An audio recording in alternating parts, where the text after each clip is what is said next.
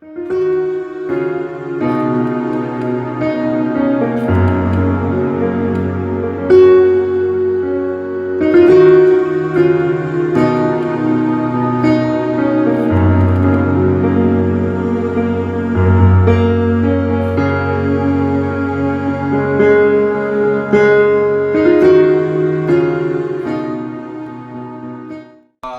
l'humilité. Quelle est la gloire qu'on tire étant humble? Amen. Amen. Il y a une gloire dans l'humilité. Hier, on a vu le brisement. On a vu le caractère des gens qui sont brisés et le caractère des gens qui sont non brisés. Et l'humilité fait partie du caractère des personnes brisées. Et l'humilité, il y a une gloire dans l'humilité. Lorsqu'on est humble, et nous vivons dans une société où les gens ne sont pas humbles. Les gens vivent même au-delà de leurs moyens, au-dessus de leurs moyens. Les gens mettent leur sac où ils ne peuvent plus décrocher. Vous savez, chez moi en Afrique, on dit accroche ton sac là où tu peux décrocher facilement. Amen. Amen. Ça veut dire ne vis pas au-dessus de tes moyens. Ne sois pas très orgueilleux. Et nous retrouvons dans l'église cet esprit qui a déjà même envahi l'église. L'orgueil. Et la Bible dit que l'orgueil précède la chute. Mais l'humilité précède la gloire. Amen. Amen. Donc, lorsqu'on est croyant et qu'on veut entrer dans la gloire, qu'on veut marcher dans la gloire, la première chose qu'on doit faire, c'est de cultiver le fruit de l'humilité. L'humilité, c'est un fruit. On doit cultiver le fruit de l'humilité dans notre vie. Amen. Amen. Lorsque tu es humble, tu ressembles vraiment à Dieu.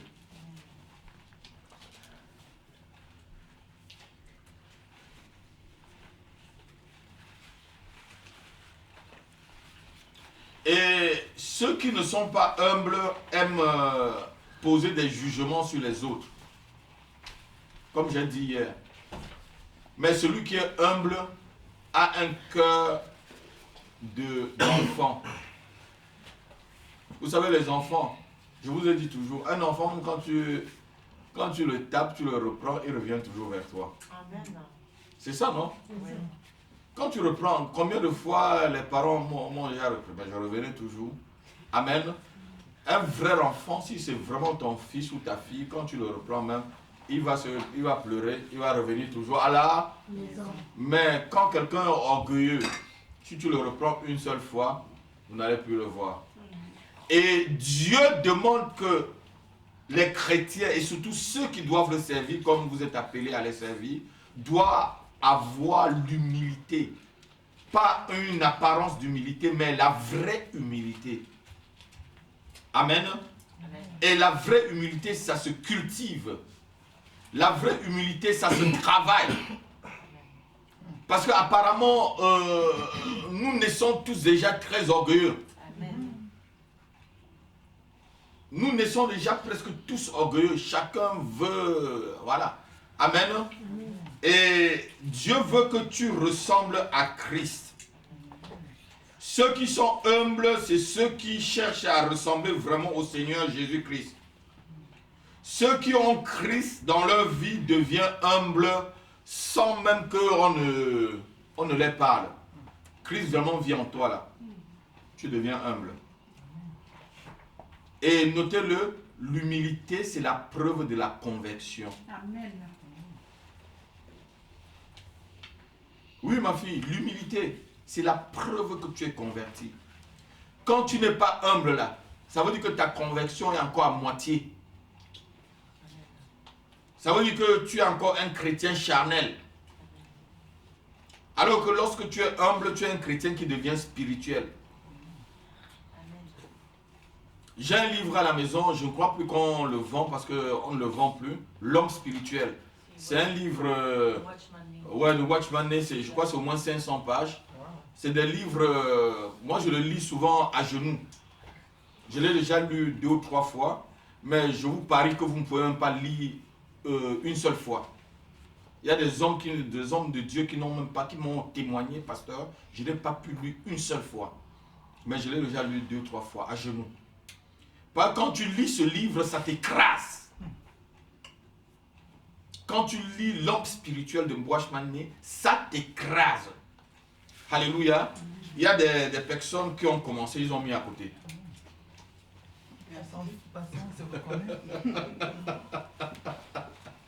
Alléluia. Parce que Watchman Nee, il te décortique. Même ton péché le plus caché, même l'orgueil le plus caché dans ta vie, tu es obligé, si tu es quelqu'un vraiment de sincère, de humble, de te mettre à genoux, de demander pardon. C'est pour ça que je vous dis, je le lis tout le temps à genoux. Il faut que je le relise encore pour une 4e fois. Amen. Et c'est des livres solides. Je vous encourage si vous trouvez, mais je crois que ça ne se vend plus parce que récemment, hein, parce que c'est encore ressorti parce qu'il y a un frère, voilà, c'est une nouvelle édition. Parce qu'il y a un frère que j'avais demandé d'aller chercher, mais il est parti à la CLC, on lui a dit qu'il n'y en avait plus. Ah non, ce que j'ai vraiment c'est... Amen. Non, c'est un gros... Alléluia. Non, si c'est le petit c'est... Pour moi, c'est tout commencé comme ça. Et puis... Ah non, c'est pas celui-là. Donc, ceux qui ont Christ en eux rejettent tout espoir de gloire personnelle. Notez-le. Ceux qui ont Christ en eux, donc ceux qui sont humbles, rejettent tout esprit ou tout espoir de gloire personnelle et même tout espoir de gloire du monde.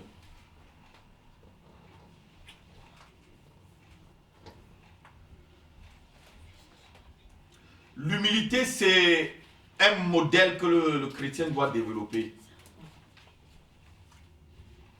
Parce que si tu ne développes pas l'humilité, tu ne peux même pas servir Dieu. Tu vas servir Dieu dans la chair.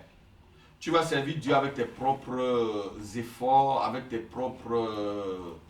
propre intelligence, avec tes propres opinions et tout. Et tu ne seras pas en train de servir Dieu. Tu serviras Dieu en cherchant à gagner, c'est-à-dire en cherchant à avoir la gloire de ce que tu fais. Lorsque vous servez Dieu là, il faut le servir avec abnégation, sans chercher la gloire. La Bible dit que l'Éternel ne partage pas sa gloire avec une personne. Si dans ce que vous faites avec le Seigneur, vous cherchez à partager la gloire en même temps, vous n'êtes pas humble. Si vous ne tuez pas le moi en vous, l'humilité ne peut pas entrer dans votre vie. Notez-le. Il faut tuer le moi pour que l'humilité puisse entrer. Moi, la maladie des orgueilleux et des ignorants. Il faut tuer cette maladie-là dans votre vie pour que l'humilité puisse pénétrer. Et lorsque vous êtes humble, voilà que Christ commence à grandir dans votre vie. Philippiens chapitre 2, versets 3 à 4. La Bible dit que Jésus-Christ s'est humilié lui-même. Ce n'est pas Dieu qui nous humilie, c'est nous qui décidons de nous humilier pour le Seigneur. Philippiens chapitre 2, versets 3 à 4.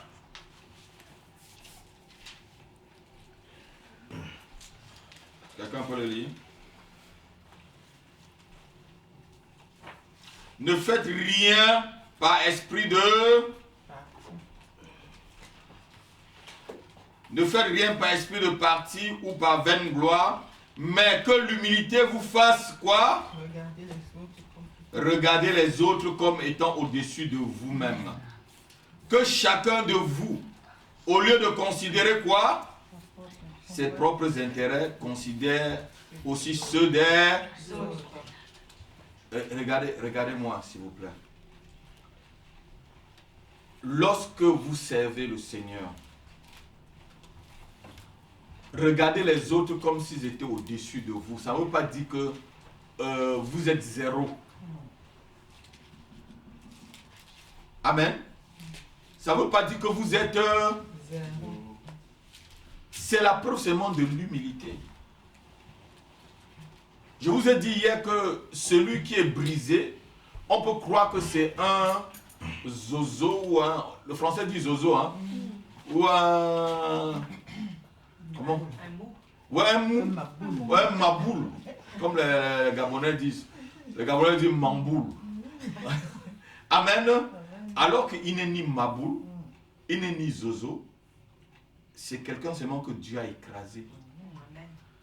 Je préfère que vous soyez des gens mous à l'extérieur, mais solides à l'intérieur. Amen. Paul disait aux Corinthiens que je suis venu devant vous comme étant faible. Mais il n'était pas faible. Apparemment, on le voyait comme s'il était faible. Mais non. Alléluia. C'est parce qu'il a été écrasé. C'est quelqu'un qui a été brisé par le Seigneur. C'est quelqu'un qui était dans l'humilité.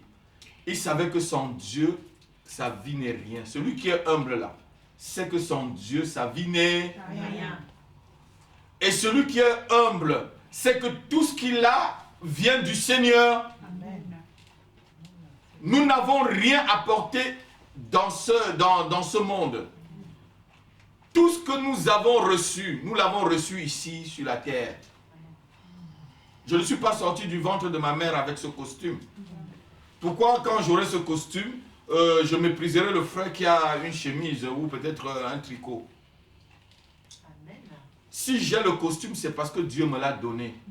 Mon humilité va faire comprendre que je ne mérite même pas cela. Parce que ça m'a été donné. Amen. Amen.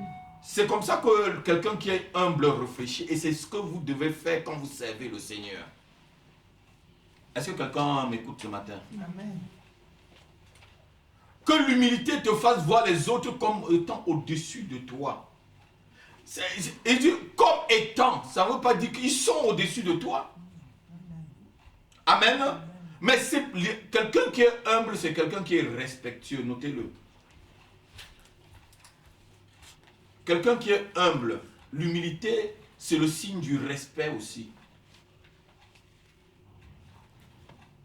Oui, c'est le signe du respect. Dans l'humilité, il y a le respect. Il y a d'abord le respect pour toi-même et le respect des autres. Il y a des gens qui veulent qu'on les respecte, ils ne respectent pas les autres. Ce n'est pas possible. Si tu respectes les autres, ils vont te respecter. Mais si tu ne les respectes pas non plus, ils ne vont pas te... Même dans le service du Seigneur. Alléluia. Et vous savez, lorsque vous êtes humble, vous imposez votre autorité partout où vous passez. L'humilité impose l'autorité. Ça impose l'autorité. La Bible dit que les pharisiens disent, mais Jésus enseignait avec autorité. On était surpris, on était marqué par son enseignement et même par sa façon de faire les choses. Parce qu'il était humble. Donc lorsque tu vas développer l'humilité, ma fille, lorsque tu développeras l'humilité, ça va marquer ton autorité spirituelle aussi. Alléluia. Et l'humilité doit te faire considérer les intérêts des autres avant ton propre intérêt. Quelqu'un qui est humble n'est pas égoïste. Vous qui appelez à être des responsables, il faut que l'intérêt général passe avant l'intérêt personnel. S'il y a une lutte entre l'intérêt général et l'intérêt personnel, vous devez laisser l'intérêt général passer. Même si ça doit vous faire souffrir. Même si vous devez emporter des conséquences, l'intérêt général, l'intérêt de l'œuvre de Dieu, l'intérêt de la vision, l'intérêt de la mission Lermont doit passer avant votre propre petit intérêt. Sinon, vous allez être disqualifié. L'humilité aussi, c'est le signe de la qualification, qu'on est qualifié pour le service. Hein. Oui, c'est le signe qu'on est qualifié pour le service. Amen. Lorsque tu vois déjà l'intérêt des autres avant tes propres intérêts, ça veut dire que tu es qualifié pour continuer à travailler avec les autres. Mais lorsque tu ne vois que ton petit cocon familial et que tu ne vois pas au-delà de cela, ça veut dire que tu es quelqu'un qui ne va pas plus loin que le bout de ton nez. Quelqu'un qui est humble, c'est parce qu'il voit très loin. Il voit ce que les autres ne voient pas. Alléluia.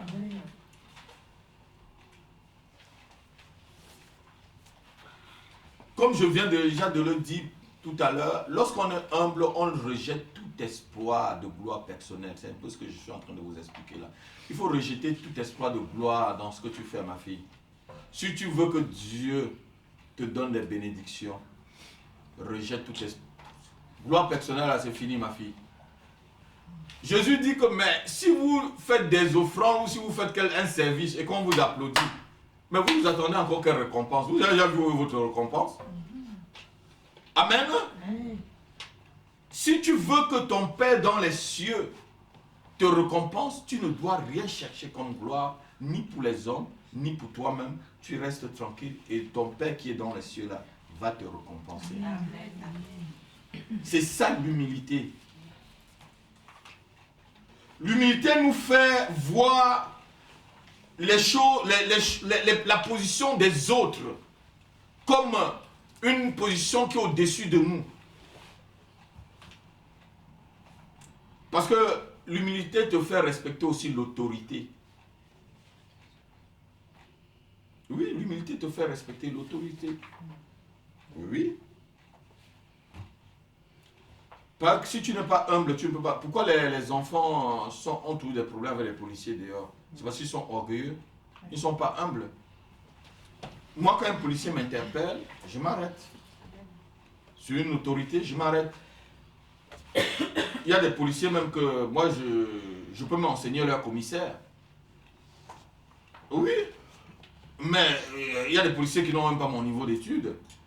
Mais quand ils m'interpellent, moi, je m'arrête. Ils n'ont même pas mon niveau spirituel, ils n'ont même pas mon niveau social. Ils n'ont même pas mon niveau de compréhension de certaines choses. Mais il est en service, c'est une autorité. Je m'arrête. Il est garé à côté, je garde vos dossiers, je donne. Et voilà, s'il me dit que bon, c'est contravention, il m'explique si je suis fautif, je paye. Amen. C'est le respect de l'autorité.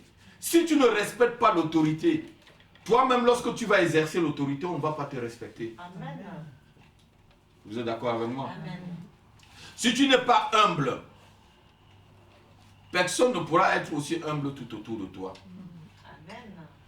Donc, comme j'ai dit au début, le titre du message, l'humilité, c'est le chemin de la gloire. C'est le chemin pour entrer dans la gloire spirituelle. Si tu veux entrer dans une gloire spirituelle, cherche la voie de l'humilité. Marche sur le chemin de l'humilité. Amen. Amen.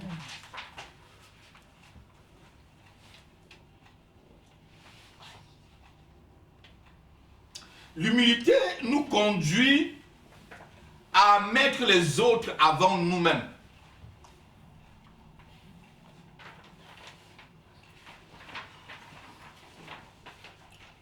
À mettre les autres avant nous. Vous allez voir des gens, ils viennent, ils cherchent d'abord sa place.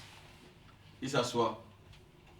Mais celui qui est humble va donner d'abord la place aux autres. Vous êtes d'accord avec moi?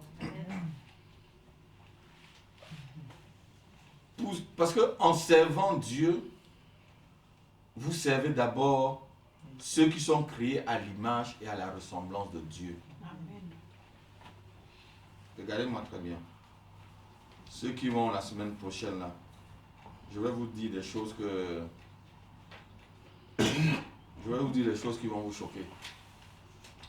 Vous servez d'abord ceux qui sont à l'image et à la ressemblance de Dieu. Vous servez d'abord ceux qui ont déçu Dieu. Sachez aussi qu'ils vont vous décevoir. Mais que cela ne trouble pas votre marche avec le Seigneur. Amen. Amen. Dieu assis sur son trône au ciel, là, vous l'avez vu depuis ce matin. Vous ne pouvez voir Dieu qu'à travers à travers ce qu'il a créé. Amen. Et on le sert aussi à travers ce qu'il a créé. Amen. Amen. Est-ce que quelqu'un m'entend? Amen. Ce n'était qu'une parenthèse. L'humilité anéantit en nous la recherche d'une vaine gloire. La gloire terrestre n'est que vaine. Vanité de vanité. Tout est vanité. Et poursuite de vent. Que j'ai, que je n'ai pas. Quelqu'un qui est humble, qui l'a, qui n'a pas, il est tranquille. Ce que j'ai de meilleur dans ma vie, c'est Jésus-Christ de Nazareth. Amen. Ce que j'ai de merveilleux, que je ne voudrais pas que quelqu'un m'enlève, c'est Jésus-Christ de Nazareth. Amen. Le reste, ce n'est que des bonus que Dieu me donne. Amen. Et lorsque tu as Jésus, le reste doit normalement venir. Amen. Alléluia. L'humilité nous fait ressembler à Christ. L'humilité nous fait nous dépouiller nous-mêmes de notre orgueil personnel afin de gagner Christ. Ton orgueil. Oh, s'il vous plaît, je veux que ceux de la mission de l'Hermont, que vous soyez des gens écrasés, surtout les responsables. Les responsables de la maison de prière, je veux que vous soyez des personnes écrasées, effacées, broyées. Broyées, je vous dis. Sinon, ça va être la disqualification. Alléluia. Parce que lorsque Dieu vous écrase, il sort le meilleur jus. Amen. Pour avoir du jus d'orange ou du jus de quelque chose, il faut d'abord bien presser le fruit. Et c'est là où on sort le meilleur. Amen. Quand Dieu va bien vous écraser, vous serez quelque chose de meilleur. Alléluia. Amen. Et Dieu nous écrase aussi lorsqu'on se rend humble, lorsqu'on cherche la voie de l'humilité. Tous ceux qui sont orgueilleux se privent de la vie de Christ. Quand tu es orgueilleux là, ne te gêne pas, tu n'as pas Christ. Il y a des gens que leur orgueil là dépasse leur tête. Même si tu fais n'importe quoi, n'importe quel genre de service dans le Seigneur, si tu n'es pas humble, le Seigneur ne voit pas cela. Bah, tu le fais pour toi-même. Tu le fais pour qu'on te voie. Tu le fais peut-être pour que le pasteur puisse te voir. Tu le fais peut-être pour que le pasteur puisse te donner un poste. Tu peux tromper le pasteur. Mais est-ce que tu tromperas Dieu? Amen. Amen. Tu peux tromper les frères et sœurs. Mais est-ce que tu tromperas le Seigneur? Jamais.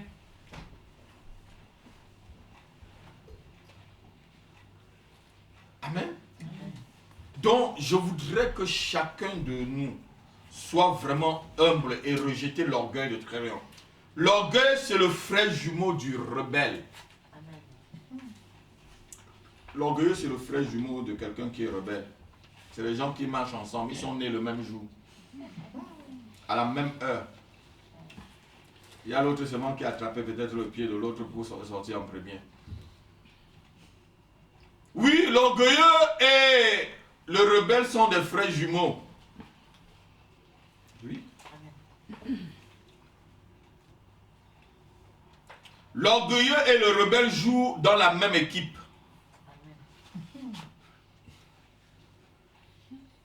Mais je parle, mais ouais. C'est vrai, non? C'est vrai. C'est les coéquipiers de la même équipe. C'est vrai. L'orgueilleux refuse d'écouter les autres. Il veut qu'on l'écoute lui seul. Oui, c'est ça l'orgueilleux.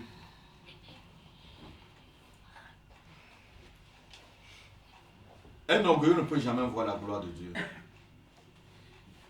Vous savez ça? Un orgueilleux ne pourra jamais. Si tu veux voir la gloire de Dieu, ma fille, commence à t'écraser. Laisse-toi toi-même écraser. Une femme orgueilleuse se détruit son mari, détruit ses enfants, détruit les relations tout autour d'elle. Une femme orgueilleuse détruit même le ministère de son mari. Vous savez, Adam, le ministère d'Adam a été détruit par Ève. Hein. Adam ne s'est pas occupé du jardin comme il le fallait. Hein. Adam n'a pas eu la domination sur les animaux. Hein. Oui. Vous êtes d'accord avec moi? Pourquoi vous voyez un lion, vous fuyez? Ou si on ouvre la porte, il y a une panthère entre vous, allez tous crier dans cette maison, non? C'est normal, non? Alors que Dieu vous a donné la domination sur les lions. Mais lorsqu'on est humble, lorsqu'on atteint un certain niveau spirituel, les animaux, nous, on n'a plus peur. C'est les animaux qui ont peur de nous. Moi, si un lion me voit, il va fuir. Pourquoi Daniel est parti dormir au milieu des lions? On a jeté Daniel dans... Et les lions étaient même affamés en plus. Amen. Mais parce que Dieu a donné à ceux qui sont humbles et spirituels la domination sur toutes choses. Si tu veux dominer sur des choses, sois humble. On ne domine pas avec la chair sur les choses. Amen. Amen. Est-ce que quelqu'un m'a entendu? Amen. Une femme orgueilleuse détruit l'appel de Dieu sur la vie de son mari. Un homme orgueilleux peut détruire toute la terre en un seul jour. L'orgueilleux et l'insensé sont des cousins germains. L'orgueilleux et l'insensé sont des cousins germains.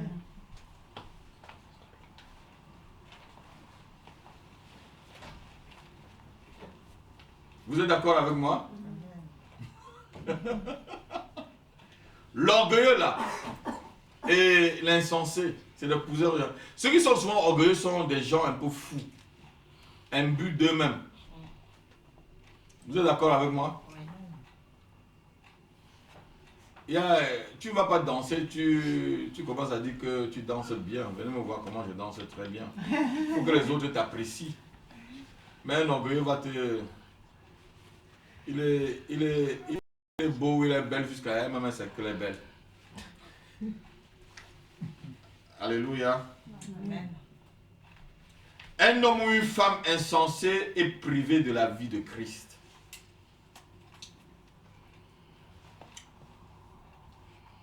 Si tu veux la vie de Christ en toi, développe l'humilité. Que tu sois homme ou femme, développe l'humilité, s'il te plaît. L'humilité, laisse qu'on t'écrase. Paul dit quelque part dans le livre de 1 Corinthiens, pourquoi vous n'allez pas laissez-vous souffrir de quelques injustices. Vous avez déjà lu ça? Laissez-vous souffrir de quelque... Tu peux avoir raison. On te dit que tu n'as pas raison. Reste tranquille. Dieu est ton juge. Dieu est ton rédempteur. Dieu est ton vengeur. Jésus-Christ avait raison de tout ce qu'il disait ou il n'avait pas raison. Alors, quand tu es humble là, même si on te condamne injustement, reste tranquille. Oui, ma fille, reste tranquille. C'est ça le sens de l'humilité. Tu ne te venges pas. Amen. Amen. Un homme ou une femme insensée est privé de toute forme d'humilité. Lorsque vous voyez quelqu'un qui est insensé, un insensé c'est qui? Un insensé c'est un peu un fou quoi. On a beaucoup d'insensés maintenant dans le monde entier. Vous allez voir que le virus qui frappe le monde entier, c'est le même virus que ce soit en Afrique, en Amérique et tout. Vous voyez, les gens font les mêmes choses. Oui, les gens sont devenus presque fous, que ce soit en Europe, en Afrique, c'est les mêmes péchés. Vous savez, le péché universel, hein? Ne croyez pas que le péché, c'est le péché de l'Europe. Hein? Le péché n'est pas seulement ici en Europe. Le péché, c'est pas... Amen.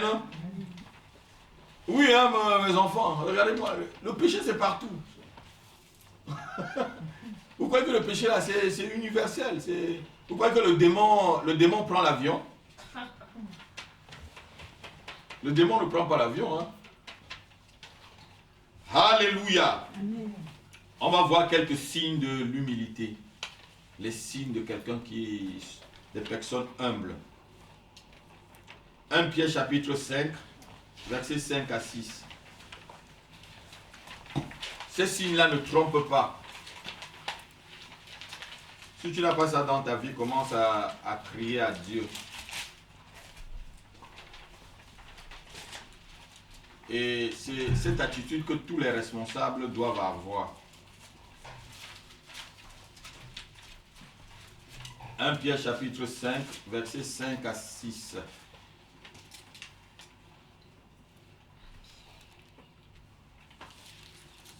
De même, vous qui êtes jeunes, soyez soumis aux anciens. Et tous, dans vos rapports mutuels, revêtez-vous de l'humilité. Car Dieu résiste aux Orgueilleux. mais il fait grâce aux humbles. Humiliez-vous donc sous la puissance main de Dieu, afin qu'il vous élève au temps. Convenable. Que les jeunes soient soumis aux anciens. Si tu es quelqu'un qui parle aux anciens comme si tu parlais aux gens de ton âge, tu n'es pas humble.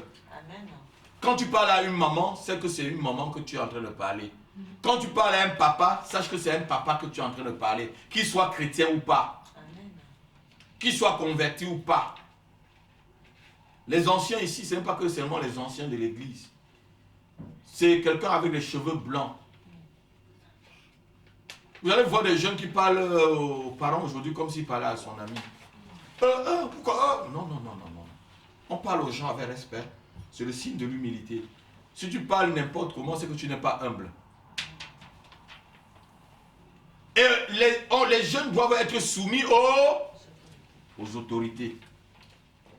Si tu n'es pas soumis aux autorités, il y a l'autorité partout, à l'école, je vous dis les enfants là.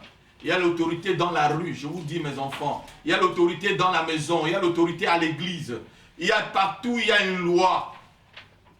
Et on doit respecter la loi. On doit respecter l'autorité, mon fils. Tu as compris? Voilà. Tu dois respecter l'autorité, le respect. Le premier signe de l'humilité, c'est le respect. Il y a des signes qui ne trompent pas. Hein? Le respect des anciens.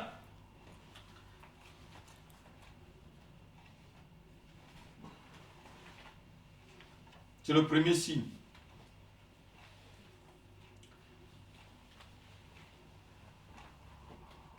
Il y a des gens qui sont vraiment très rebelles. Je ne vous mens pas. Et on en trouve dans l'église. Il y a des gens qui sont rebelles à tous ceux qui sont au-dessus d'eux. Tout ce qu'on met au-dessus d'eux, ils sont rebelles. Oui. Vous allez voir, les rebelles même à l'église vont se rebeller au pasteur. Ils vont me dire, pasteur, et ils couvrent beaucoup, certains rebelles couvrent beaucoup leurs paroles par des... Ouais, les slogans religieux, ils meublent. Il faut que le Seigneur me parle. Il faut que le Seigneur te parle avant que tu viennes à l'église ou avant que tu viennes au culte chez la sœur Thérèse. Ceux dont le Seigneur doit parler pour qu'ils aillent au WC, pour qu'ils mangent et tout là, ça montre que tu n'es pas humble. Vous savez, la Bible nous dit que Dieu nous a autrefois parlé par les prophètes. Maintenant, il nous parle par le Fils qui est l'empreinte de sa parole. Hébreux chapitre 1, verset 1. Dieu t'a déjà parlé, la parole de Dieu là. Tu dois d'abord la respecter. C'est ça l'humilité. Je dis pour le pasteur, il y a une soeur qui m'a dit ça. Je lui ai dit directement, ma soeur, voilà, on arrête la conversation. Oui, elle m'a dit sur le téléphone, j'ai dit on arrête la conversation. J'ai raccroché. C'est le signe de la rébellion. Dieu ne doit pas te dire, Dieu a dit déjà, va à l'église. Il faut encore qu'il te dise, que le matin, il faut aller à l'église. Dieu te dit prêche, Dieu te dit respecte le pasteur. Il va te lever le matin pour te dire qu'il faut respecter les autorités à l'église. Il faut que Dieu me révèle. Dieu te dit donne ta dîme et tes offrandes. Il faut qu'il te révèle encore pour que tu donnes ta dîme et tes offrandes. Tu vas voir un démon, on va revenir, il va te dire de ne même pas donner ta dîme là, parce qu'il va t'appauvrir. La parole de Dieu est déjà là, s'il te plaît. Amen. N'ajoutez rien, n'enlevez rien. C'est aussi le signe d'un peu l'orgueil, quoi. Si vous voyez les gens, parce que quand vous allez être responsable, vous allez trouver vraiment beaucoup de choses sur votre chemin. Il y a des gens qui ont dit, ah, il faut que je prie avant d'arriver. Dieu reste chez toi.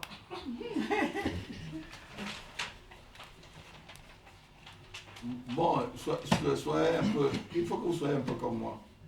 Soyez sage, hein, sinon les gens ne vont pas venir dans votre groupe de prière. Soyez sage. Quand c'est comme ça, vous laissez tomber. Quelqu'un va prier pour venir au culte. Celui-là, c'est un orgueilleux. Il y a des gens qui spiritualisent tout.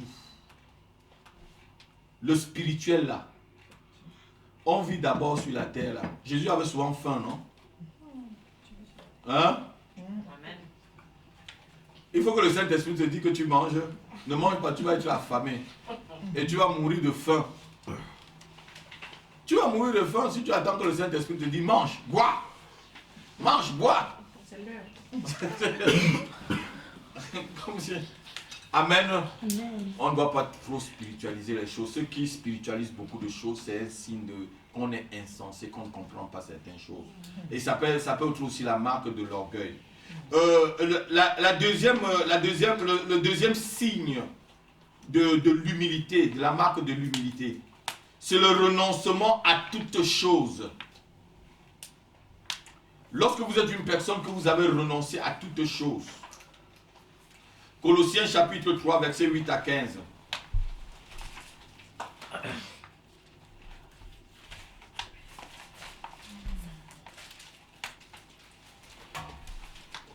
Colossiens chapitre 3, versets 8 à 15. Quelqu'un va le lire? Oui, il faut que je le lise. Colossiens chapitre 3, versets 8 à 15. Colossiens 3, verset 8 à 15. Mais maintenant, renoncez à toutes ces choses, à la colère, à l'animosité, Oui. à la calomnie, aux paroles déshonnêtes qui pourraient sortir de votre bouche. Oui. Ne mentez pas les uns aux autres, Mhm. vous étant dépouillés du vieil homme et de ses œuvres, ayant revêtu l'homme nouveau qui se renouvelle dans la connaissance selon l'image de celui qui l'a créé. Il n'y a ni grec, ni juif, ni circoncis, ni incirconcis, ni barbare, ni scythe, ni esclave, ni libre, mais Christ est tout en tous. Christ est tout en tous. Continue. Ainsi donc, comme des élus de Dieu, saints et bien-aimés, revêtez-vous d'entrailles de miséricorde, de bonté, d'humilité, de douceur, de patience. Supportez-vous les uns les autres, Oui. et si l'un a sujet de se plaindre de l'autre, pardonnez-vous réciproquement. De même que Christ vous a pardonné, pardonnez-vous aussi. Mais par-dessus toutes ces choses, revêtez-vous de la charité, qui est le lien de la perfection. Amen. Que la paix et que la paix de Christ, à laquelle vous avez été appelés pour former un seul corps, règne dans votre cœur. Amen. Vous voyez des signes de quelqu'un qui est humble. Nous devons comprendre que l'humilité n'est pas la fausse piété. Ce n'est pas la fausse piété que nous voyons au milieu de nous, au milieu des enfants de Dieu aujourd'hui. L'humilité est une vie à vivre, notez-le, et à manifester tous les jours.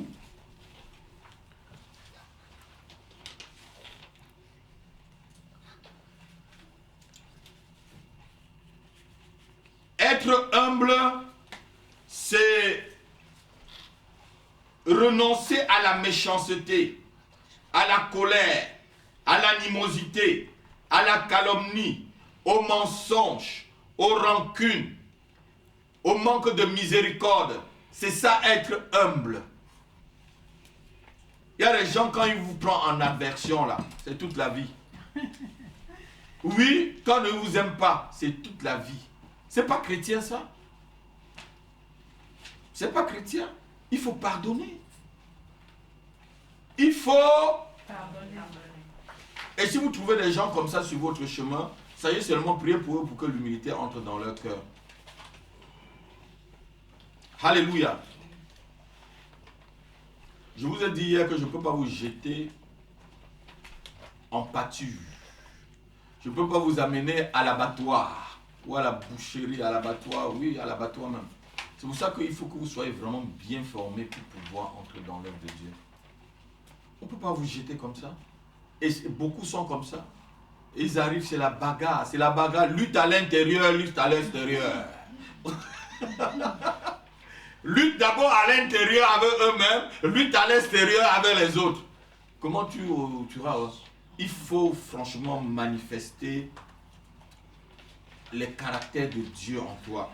L'humilité n'est pas un signe de faiblesse, s'il te plaît, ni d'infériorité, mais une marque de la maturité spirituelle. L'humilité, c'est une marque de la maturité spirituelle. Lorsque tu es humble, ça veut dire que tu es plus spirituellement élevé que les autres, ma fille.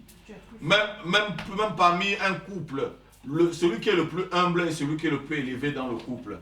Que ce soit le mari ou la femme. Ce n'est pas un signe d'infériorité. Ce n'est pas un signe d'infériorité. C'est un signe que tu es mature. Alléluia. C'est un signe que tu es rempli de Dieu. C'est un signe que tu es rempli de Christ.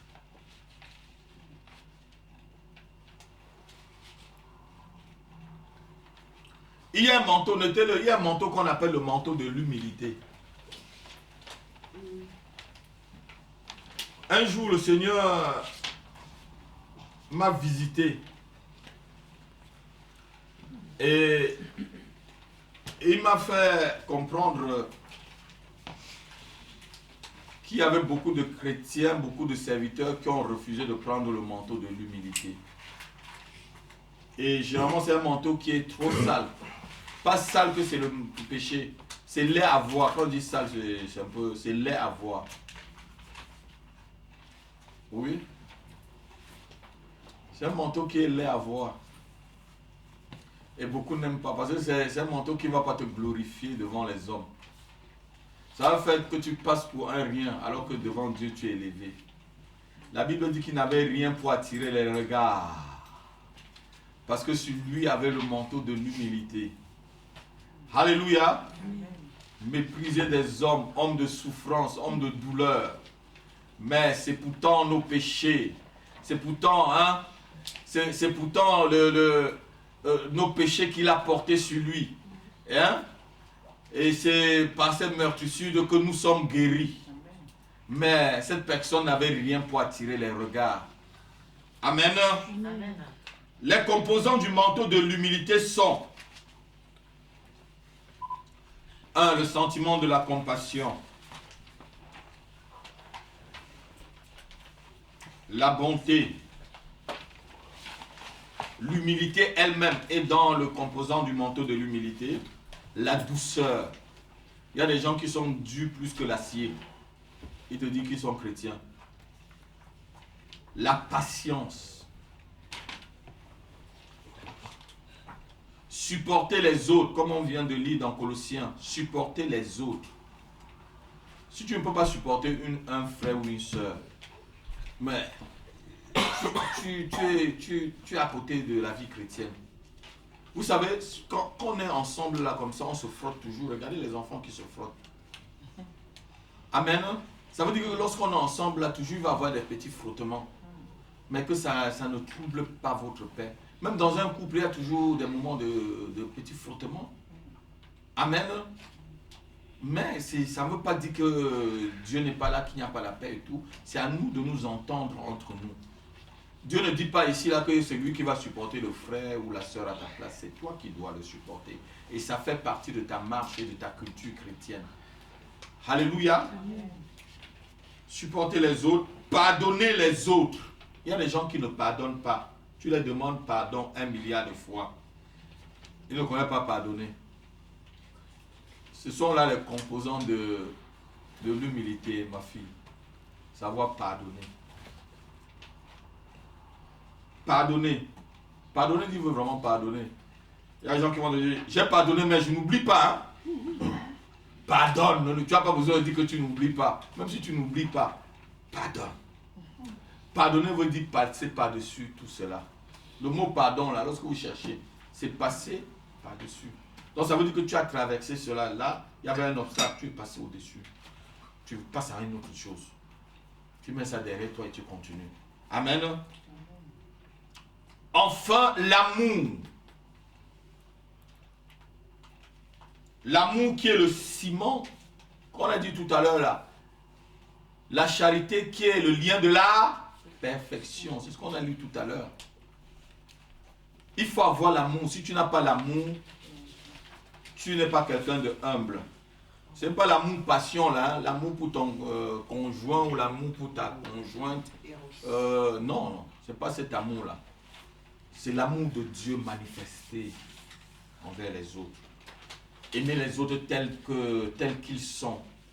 Amen. C'est ça le sens de l'humilité. Ne pas juger les gens selon leur valeur extérieure. Quelqu'un qui est humble ne juge pas quelqu'un des autres selon ce qu'il voit extérieurement. Moi, je vous jugerai selon votre capacité intérieure. C'est ça le sens de l'humilité, ma fille. Quelqu'un ne juge pas quelqu'un parce que tu vois. Quelqu'un va venir peut-être à l'église, il est bien costumé et tout, il est bien habillé. Vous allez le mettre à la première place. L'autre va venir parce qu'il a mis une chemise qu'il a achetée au marché de puces. Vous allez le mettre à la dernière place. Ce n'est pas là l'humilité là. Vous avez jugé selon... On juge les gens selon leur capacité intérieure, selon leur capacité à connaître Dieu. Nous allons conclure par 1 Corinthiens, Colossiens chapitre 1, verset 27. Christ en nous. On va rester dans Colossiens, on va aller sur mon chapitre 1, verset 27. Quelqu'un va le lire.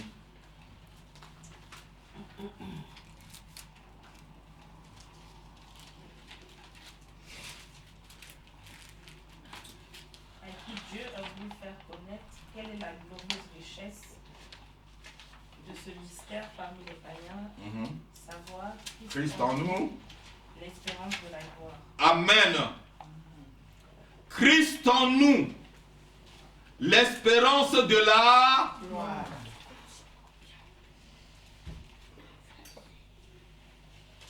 L'humilité nous fait nous entrer dans la gloire, parce que Christ en nous, c'est le signe de l'humilité. Et cette humilité nous fait voir la gloire, l'espérance de la gloire. Amen. Lorsque dans une église locale, les gens ne sont pas humbles, il y aura beaucoup de problèmes. Lorsque vous n'êtes pas humble, vous êtes la marque du problème au milieu de l'église locale. Au sein même de l'église locale. Dans l'église locale de Philippe, il y avait des gens qui ne se parlaient pas. Il y avait des gens qui ne se parlaient pas. Je vais vous lire le verset, vous allez... Il y avait alors qu'ils sont au sein de l'église, ils ne se parlaient pas à cause du manque de l'humilité. Et Paul demande que les deux puissent se parler. Il y avait Évodie et Syntyche.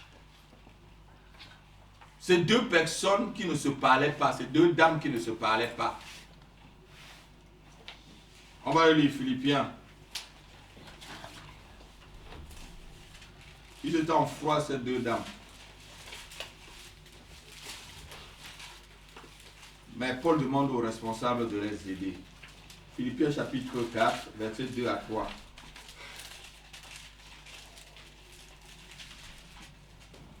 Quelqu'un peut le lire? J'exhorte Évodie et j'exhorte Syntyche à être d'un même sentiment dans le Seigneur. Et toi aussi, fidèle collègue, oui, je te prie de les aider, elles qui ont combattu pour l'évangile avec moi et avec Clément et mes autres compagnons d'œuvre dont les noms sont dans le livre de vie. Amen. J'exhorte Évodie J'exhorte Saint-Tiche à être d'un même sentiment dans le Seigneur. Pourquoi il exhorte ces deux femmes? Elles n'avaient pas d'humilité. Et Paul demande aux serviteurs, aux responsables de les aider. Alléluia. Vous voyez qu'au sein de l'église locale, lorsque deux personnes sont en froid, ce n'est pas une bonne chose. Ne soyez pas en froid avec moi, ne soyez pas en froid avec ma femme, ne soyez pas en froid entre vous, entre la sœur Thérèse, entre la sœur Nathalie, la sœur Paulette, la sœur... Ne soyez pas en froid envers vous. Parce que vous créez un sentiment qui empêche la bénédiction de Dieu de descendre.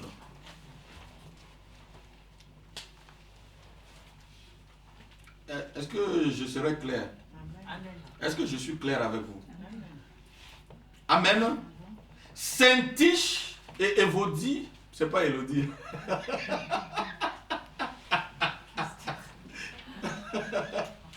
On a pas dit que c'est Élodie, c'est pas ma fille. Amen. C'était deux personnes qui ne se parlaient pas. Vous voyez qu'il y a dans l'église, les problèmes de l'église n'ont pas commencé qu'aujourd'hui, ma fille. Amen. Alléluia. Mais il faut passer au-dessus de cela et prendre l'humilité en soi. Pour pouvoir grandir et avancer avec le Seigneur. Enfin, je peux dire ceci, le chemin de l'humilité, c'est le chemin de la gloire en Christ. C'est le chemin du succès divin. C'est le chemin du progrès spirituel. C'est la voie de la maturité spirituelle. C'est le chemin de l'épanouissement spirituel. C'est le chemin de l'élévation spirituelle. C'est le chemin de la sagesse spirituelle. C'est le chemin de la reconnaissance spirituelle. C'est ça le chemin de l'humilité. Alléluia. Je crois que ce dimanche matin, Dieu nous amène à entrer sur la voie de l'humilité. Amen. Je crois que j'aurai tout dit et que c'est à vous maintenant de gérer votre caractère. Regarde en toi si tu es humble. Regarde au fond de ton cœur, dans les antichambres de ton cœur. S'il y a encore un brin d'orgueil, efface cela avec la gomme spirituelle. Quand la gomme de Dieu gomme, plus personne ne peut écrire. Ça gomme tout. Amen. Que Dieu nous bénisse. Amen.